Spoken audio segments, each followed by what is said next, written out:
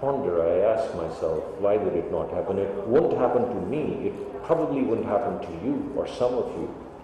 But why won't it happen to your grandchildren? I mean, things that you're doing now, you weren't 10, 20 years ago, you weren't expressing monoclonal antibodies in crops.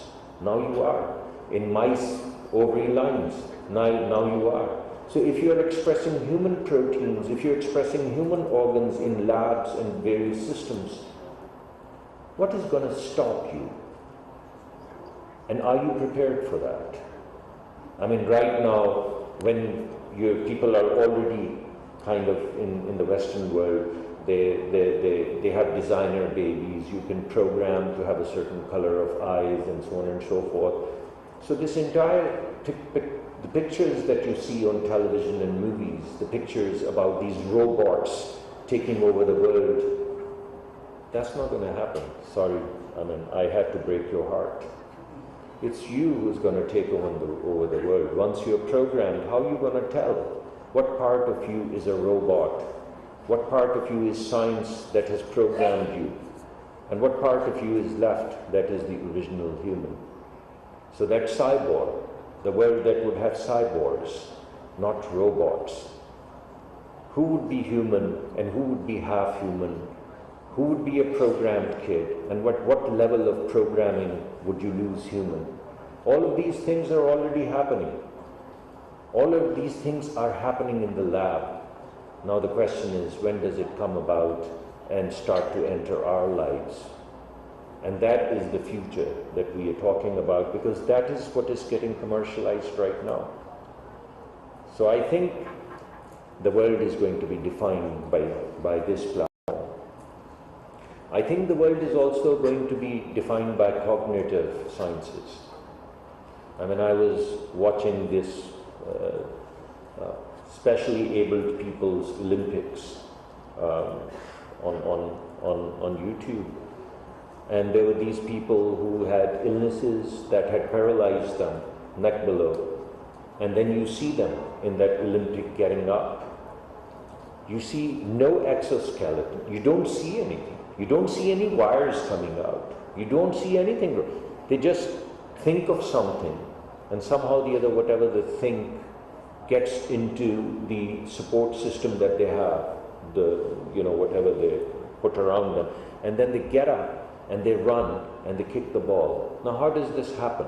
In order for their thought to become an action, one would have needed a wire, a cable that comes out to the brain and gets into the arm and tells the arm to move it forward, but it doesn't happen.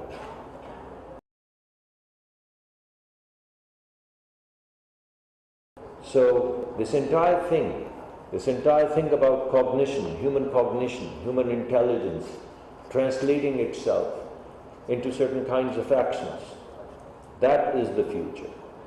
And information is the future. You're already seeing bits and bytes already becoming virtual reality. You're already seeing that. Now you put all of these things together, this intelligence that you can tap into, without wires, without cables, without putting anything, with any implants. You put that with bits and bytes becoming virtual reality. And you build all of this up with nanotechnology, with miniaturization. And you have these little implants which are nano, because they come from nanomaterials. And you'll be unable to tell. Part of you with this programmed intelligence and programmed bits and bytes and programmed biology is still human as we know of it.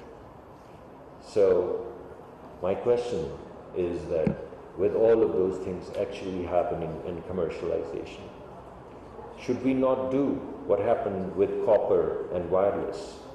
Countries that did not have copper, they found it faster to jump over the copper and go straight to wireless. So in order for me to imagine Pakistan 2047, I ask myself, we certainly don't have the copper. We're still talking about primary health care. We're still talking about basic education. We're still talking about things that the world has taken for granted. And we still today, in 2022, my friends and myself, we are talking about what if women had some rights or equal rights. We're talking about this in 2022.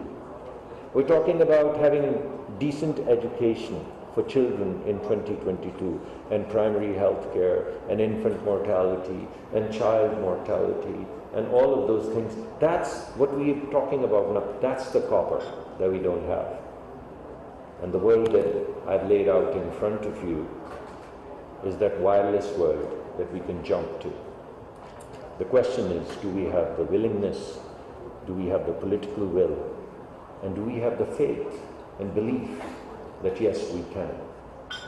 Because if we do, then we have to ask ourselves, what would it take, rather than what can we do? I mean, I think the bunch of things are going to come about, some of which have been mentioned. On top of these trends that I'm talking about, these basic building blocks, or competence blocks, or sciences, or platforms, or whatever you want to call it, I think the world of energy is going to change. And it's not, I think the world of energy is going to be green. I think the world of the future of energy is going to be sustainable, it's going to be green, it's going to be renewable, it's going to be decentralized, it's going to be efficient. And at some point in time, we can possibly have zero energy smart cities, or zero energy homes, or zero energy countries. Now that's already happening. And it's happening in our neighborhood. In Abu Dhabi, they have a city which they're calling zero energy. So I'm not talking about some rocket science thing that may or may not come about. I think the world is going to get more and more globalized. I think we're going to have virtualization of production systems, of innovation systems. People are going to tap across boundaries into these teams that sit everywhere. You've already seen it in this COVID epidemic, even in Pakistan. Look at how seamlessly, how fast people were to adapt, and how fast people were to kind of begin to use whatever those little, Zooms, and I don't want to advertise anything, but Zoom has become Xerox in our life now. So, how fast people zoomed. Did you see that? So I see that happening. I see borderlessness in terms of production systems, virtualization of teams, putting arms together, hands together, and building up things that previously could not be built. I see in technology convergence. I don't think you can build up a retina if you don't have materials, which is engineering. That material has to speak to biology, so I can't see how it can happen without an understanding of biology. So I not only see miniaturization, but I also see convergence of sciences, convergence of technologies. And I think this information thing, the bits and bytes that I spoke about, I think it's already doing that, but it would create the democratization of information. And that would change the way we educate ourselves.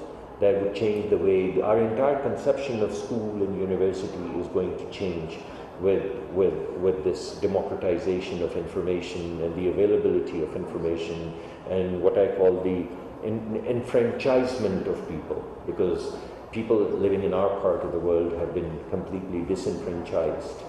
And that is because of the copper thing. And with this wireless thing, and I'm using this as a metaphor, that because of the copper limitations we couldn't, and because of this wireless, we can jump. We can jump and get there faster, and hopefully successfully. And these things are already happening. All of the elements, I mean, you've seen Tesla, and that is now, not in 2047. You've seen smart cities, and that's now, not in 2047. You've seen this big store in San Francisco where you have a virtual wallet, and if you pick up something from the shelf, it basically takes the money off your account. And if you look at it and you don't like it and put it back, it puts the money back. This is already happening, and there is no employee